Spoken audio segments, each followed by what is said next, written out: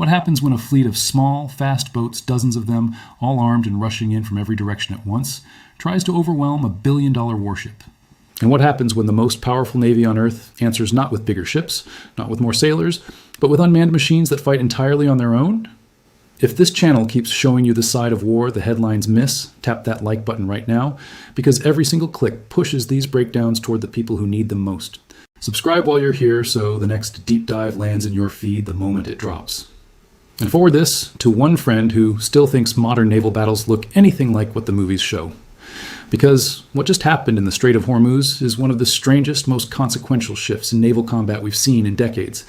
Not because of how many ships are involved, not because of the size of the explosions, but because of the way both sides are choosing to fight.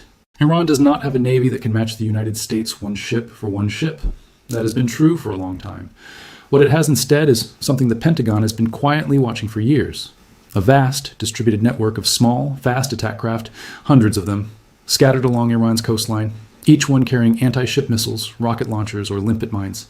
The idea is brutally simple. Send a dozen or more of these boats at a single target, all at once from multiple directions. Force the defending warship's systems, the radars, the interceptors, the targeting computers, to try to track every single one of them at the same time. So many threats that even the most advanced warship in the world cannot decide which one to deal with first. And this is not a theory. It isn't a thought experiment. It is a real, documented tactic, rehearsed in exercises and tested in years of small-scale harassment against American ships passing through the Gulf. Back in 2022, for instance, an Iranian patrol boat charged directly at the American coastal patrol ship USCGC Seafox, closing to within 50 yards at high speed. The American crew fired warning flares. The Iranian boat sat there, hovering close, for nearly an hour before finally pulling away. In a separate incident that same year, Revolutionary Guard boats shone a searchlight directly into the bridge of an American destroyer at night and crossed within 150 yards of the ship, close enough that Navy officials called it dangerously close in any conditions. These were not combat. They were probes, tests, each one designed to answer the same question. How close does a small boat have to get before the most powerful military on Earth opens fire? Now multiply that question by 50 boats at once. That is what Iran is trying to do in the Strait of Hormuz, and it matters because the Strait of Hormuz is not just another waterway. It is the single most important energy choke point on the planet. Before this war, roughly a quarter of the world's seaborne oil and about a fifth of global liquefied natural gas moved through it every single day. One narrow stretch of water, two coastlines, millions of barrels. When that choke point is threatened, every tanker that slows down or turns around costs real money. And when tankers start choosing not to cross at all, the world feels the pain within weeks.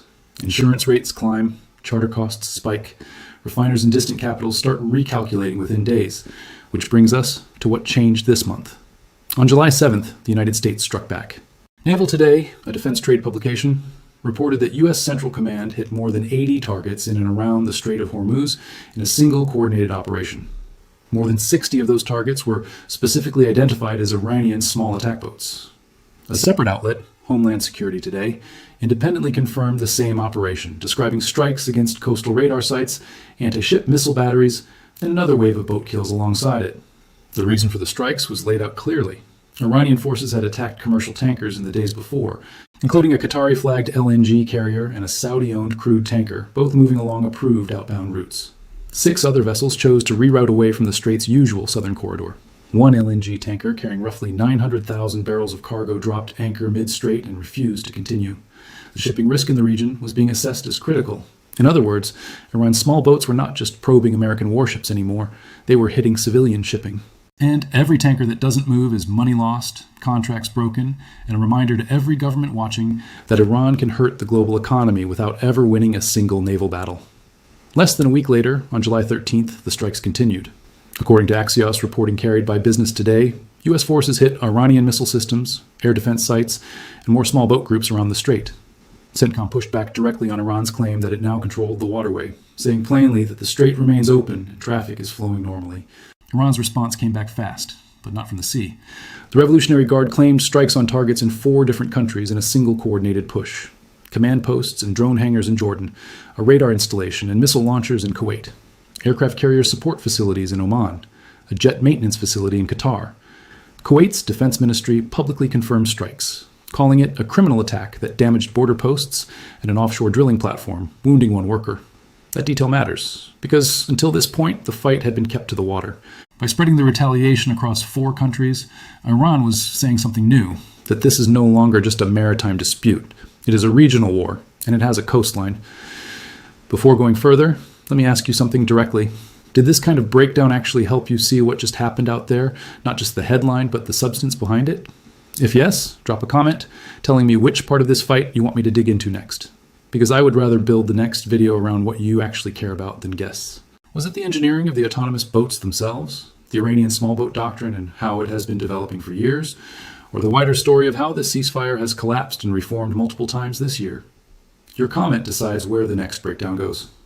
But by far the most important American response came on July the 12th, one day before that second round of strikes, in an event that genuinely changes how naval warfare is going to be studied for the next decade. CENTCOM confirmed that 3 autonomous surface vessels, unmanned boats with no crew on board at all, conducted a coordinated strike on Iran's Bandar Abbas naval base. Reporting from Interesting Engineering, drawing on CENTCOM's own footage, described each of the vessels as roughly 24-foot craft with stealth-designed hulls. They approached Bandar Abbas from 3 different directions, converged on an Iranian Kilo-class submarine docked at a maintenance facility, and detonated. CENTCOM called it the first time American forces had used sea drones for offensive combat. Interesting Engineering went further, noting it was the first known instance of any major navy in the world conducting an offensive mission using autonomous attack boats instead of crewed ones. Think about that for a moment. Iran's whole strategic identity at sea for years has been about swarming. Many small boats, lots of targets at once. Cheap numbers beating expensive quality. What the United States just did at Bandar Abbas was almost the inverse. A few small, cheap, unmanned boats. They swarmed into a defended Iranian harbor, struck a single high-value target from inside, and no American sailor was anywhere near it. That is not just a tactical answer, it is a conceptual one. And it doesn't apply only to Iran. Any navy in the world thinking about how to fight in tight, contested waters is going to study this operation closely. Now, the vessel that pulled this off deserves a closer look because the engineering details tell you why the Navy picked it for this exact mission in the first place. The boat is called the Corsair. It was built by a company called Saronic. About 24 feet long, made from composite materials specifically to lower its radar signature, and built to run entirely on autonomous navigation software. No crew is needed for long stretches, no sailor in harm's way, and the payload bay is modular, which means the same basic boat can be set up for surveillance one week and adapted for a strike the next, without needing a completely different hull. Saronic moved the Corsair from prototype into a full Navy production contract worth several $100 million in a matter of months, not years. That timeline is unusually fast by American military procurement standards, and it tells you something important. The Bandar Abbas mission was not an improvised reaction built on the fly. Once this war made the capability suddenly necessary, it was the first combat use of a system the Navy had already decided to scale up. The unit that operates these boats, called Task Force 59, was originally stood up to test unmanned vessels for surveillance, reconnaissance, and search and rescue support. Just weeks earlier in June, the same unit had carried out what the U.S. military described as the world's first autonomous combat search and rescue mission, recovering American personnel using a similar unmanned vessel. So, in roughly 1 month, Task Force 59 moved from supporting operations to direct offensive combat. That is an enormous institutional shift for any military, and especially for one as cautious about new technology as the U.S. Navy. Which makes the irony of this exchange almost too sharp to miss. Iran built its entire naval reputation on the idea of using many small, cheap vessels to beat a single expensive one. Bandar Abbas used that same logic, just flipped. Several small, cheap, unmanned vessels, all American, swarming into a defended harbor and hitting a high-value Iranian target from the inside. The doctrine won. The doctrine was simply pointed in a different direction. Iran, for its part, tells a very different story about this whole exchange, and it is worth hearing that story clearly rather than pretending it does not exist. According to Iran's state-run press TV, the Revolutionary Guard Navy said the American claim that Iran's naval infrastructure has been destroyed is false, and that Iranian forces remain fully operational and continue patrolling regional waterways, including the strait itself. The same reports carried language warning that American naval units are under full Iranian watch, and hinting at a so-called 0 hour for a potential major Iranian operation. Iranian state media also claimed separately that IRGC forces struck and disabled 2 tankers it called rogue vessels, blaming American provocation. Importantly, those claims were not corroborated by CENTCOM, not confirmed by independent shipping trackers, and not backed up by any defense trade outlet. If you are wondering how seriously to take those claims, the answer is simple. Iranian state broadcasters have every structural reason to project strength to a domestic audience being asked to accept months of war. That does not make every claim false, but it does mean every one of them should be read with that bias clearly in mind. Iran's stated position is not the same thing as an independently confirmed event, and the same standard applies to some of the louder American side figures floating around this story. Specific numbers about hundreds of Iranian speedboats being detected simultaneously through a particular satellite pass have been circulating online. That claim, in that exact form, could not be confirmed through CENTCOM's own statements, through Naval Today's or Homeland Security Today's reporting. What is independently confirmed is that Iran operates a large distributed fleet of small attack boats as long-standing doctrine, and that more than 60 of them were destroyed in the confirmed July 7th operation, and that additional strikes on Iranian small boats followed within the same week. Whether a single formation of hundreds of boats was ever actually detected in a single moment is something the public reporting cannot confirm one way or the other. So this breakdown is going to stick to the figures that survive scrutiny, even if that makes the story feel less dramatic on the surface. A real story is worth more than a louder one that will not hold up. There's also something fascinating hiding inside the similarity between Iranian and American tactics. Iran's small boat doctrine works partly because of uncertainty about scale. A defender that cannot be sure whether it is facing a dozen boats or several hundred has to prepare for the worst, and that preparation burns attention, fuel, and readiness that would otherwise be available elsewhere. Inflated numbers floating around can serve Iran's strategic purpose simply by existing, even if no one ever confirms them. And here is the other side of the same pressure. A single grainy satellite image showing a cluster of small vessels is genuinely hard to count, even for trained analysts working carefully. The temptation to round an uncertain estimate up to a sharper, more dramatic number exists in every newsroom covering this story. Holding numbers to verified source totals instead of single satellite estimates is what makes a breakdown worth trusting. If you're finding real value in how this channel separates confirmed fact from circulating noise, share this video with someone who keeps forwarding you the loudest version of every war story. Sharing is genuinely the most direct way these breakdowns reach the people who need them, and it costs you nothing extra. Everything we have walked through here sits inside a bigger collapse. The June 17th agreement, a 14-point memorandum of understanding brokered with Pakistani involvement, was supposed to end major hostilities. That window collapsed under the weight of the tanker strikes and the renewed small boat activity we have just covered. And this is at least the third distinct cycle of ceasefire and renewed fighting this war has gone through inside a single calendar year. Each pattern of collapse looks the same. Iran applies pressure on the water. The United States responds with precision strikes. Iran retaliates outward beyond the strait. The fighting widens. Eventually a deal is sketched out. Within weeks, the small boats are back and the cycle restarts. That repetition itself is part of the story because it tells you whatever diplomatic architecture is being built is not holding weight against the operational reality on the water. Now back to the bigger picture. There is a reason both sides are fighting this hard for control of one narrow stretch of water, and the answer is scale. Roughly a quarter of all seaborne oil in the world moved through the Strait of Hormuz before this war. Tanker traffic has been tracked dropping by as much as 70% at points during the fighting. More than 150 commercial ships have chosen to anchor outside the strait entirely rather than risk the crossing. One tugboat has been sunk. At least 17 merchant ships have been damaged. 2 have been captured. 12 seafarers have been killed or gone missing across the broader campaign to date. 12 is a small number inside a war involving multiple governments. But every one of those 12 is a real person who boarded an ordinary shipping contract and never came home. So is the port worker wounded on the Kuwait offshore platform. So are the crews on the tankers, still anchored mid-strait, idle on paychecks never designed to account for a war zone. Behind the strategic story and the doctrinal story and the technological story, there is always a human story, and that one should never be flattened into a number. For the families watching, the math is simple. A cargo run that used to take a day stretches into weeks. Insurance premiums that used to be a footnote become a profit line, and the margin between a port call that pays the bills and one that ends in tragedy narrows to almost nothing. The exchange we have walked through tells you a few things at once about where this fight is going.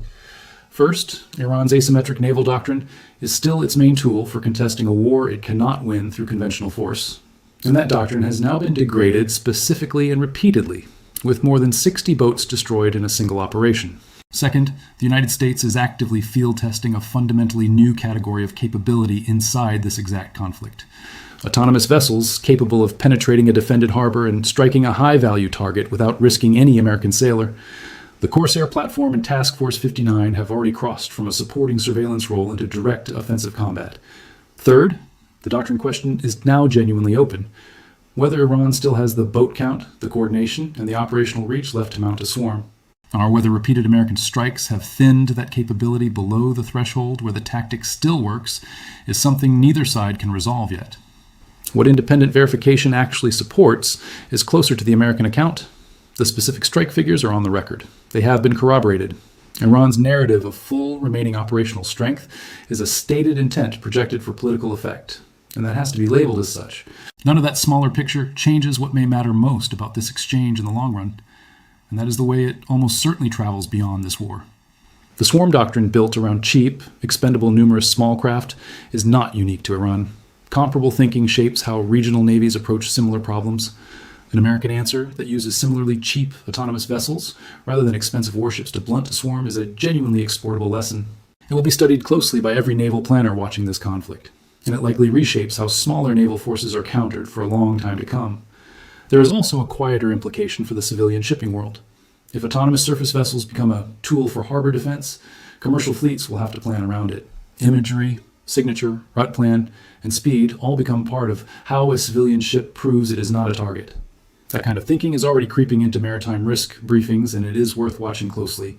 If the deeper side of this fight is what brought you here, hit that subscribe button right now, because the next breakdown will go even further. Turn on the bell so it actually hits your feed the moment it goes live, not 3 days later when the noise has already moved on. So as this story keeps moving, watch for a few specific things. Whether a second confirmed use of the autonomous boats shows up at Bandar Abbas, whether Iran's state media escalates its claims about remaining strength immediately after another round of documented strikes. And most important of all, what the actual tanker traffic numbers through the strait do next. Shipping data is the truest scoreboard for control of this waterway. Confidence in a statement and accuracy in a statement are rarely the same thing in a war that is being fought this publicly on both sides. This exchange is moving into genuinely new territory. Autonomous weapons used offensively for the first time by a major navy.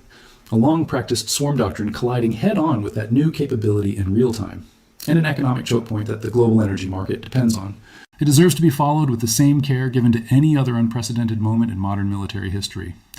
Thanks for sticking with the full version instead of the loudest clip. That habit is what keeps this kind of storytelling worth your time. That habit of caring more about what survives scrutiny than what sounds the most dramatic is the only one that keeps this kind of storytelling worth your time.